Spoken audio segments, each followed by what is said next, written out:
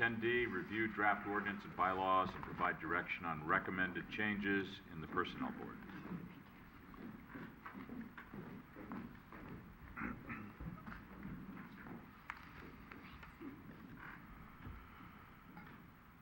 Good evening, Honorable Mayor, members of the City Council.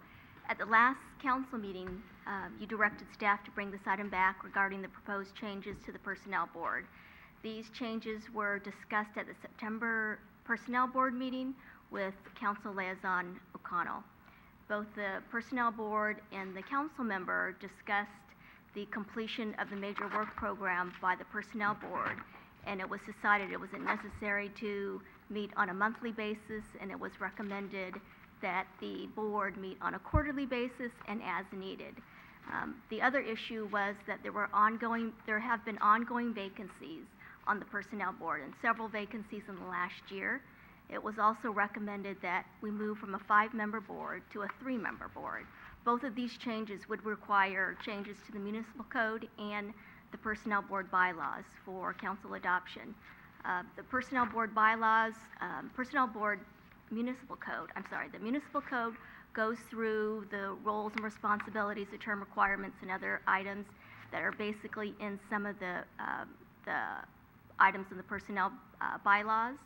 So staff is recommending that we remove those items from the municipal code and put them in the bylaws. And given the nature of the reduced workload from the Personnel Board, it's recommended to make these changes. The draft municipal code and Personnel Board bylaws are attached to the staff report. The Personnel Board did not have any objections to both the bylaws, changes to the bylaws, or the municipal code, or changes to the number of meetings and the number of members. I'm available to answer any questions that you may have. Good. We went through this, I believe, last meeting. Any additional questions or comments from the council members? Through the chair, and just on what I had said last time, can you tell me, or just list the items of role and responsibilities that are taken out from what was to what is proposed? Nothing's been taken out of the roles and responsibilities. We're transferring those that were in the municipal code into the bylaws. So everything that was, as of now, with if this is adopted, would still remain the same, identical? Yes. There was some overlap in the bylaws and the municipal code, and that we're making sure that they're consistent and that they're all reflected in the Personnel Board bylaws. Do they still do proctoring? They still proctor. And they still would? They still will.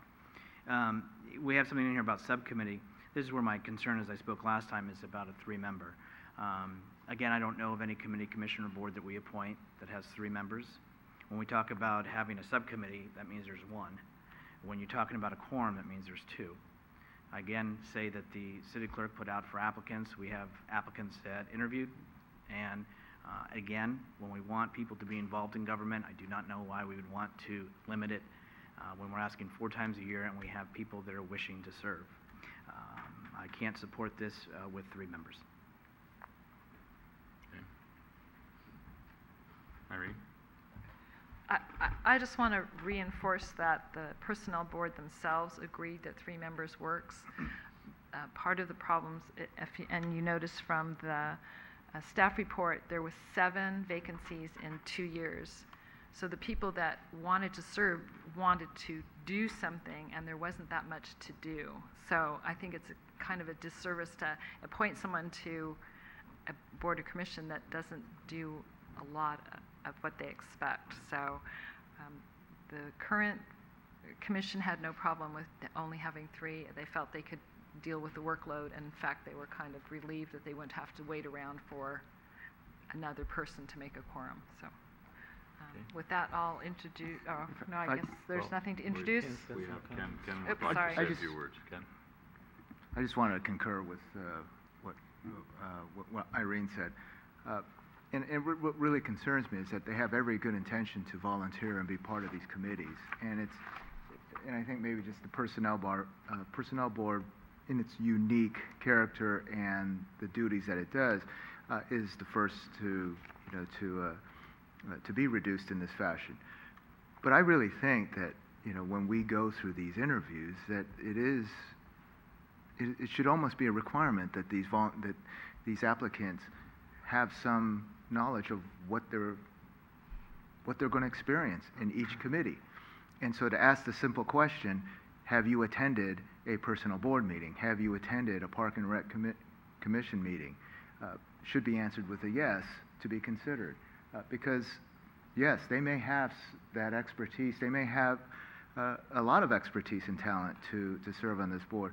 And then they get appointed and then they attend, and that's what happens, is that they lose interest or they feel that they're not, their talents aren't being used or challenged. So I think that's something we need to consider. I believe that the Personnel Board has gone through a large evolution in the last 15 years, and they've, in our services, as in human resources has changed over the years too. So I think it's an appropriate change.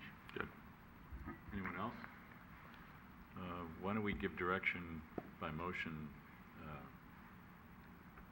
Okay, I move that we concur with the staff recommendation and move from a 5-member board to a 3-member board through attrition.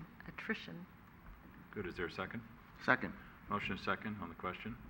All those in favor? Aye. Aye. Opposed? No. Okay. You have your direction? And the monthly meeting schedule from, That's part of the Oh, recommendation. Sorry, yes. So that's part of the staff recommendation. yes. Right. Yeah. Okay.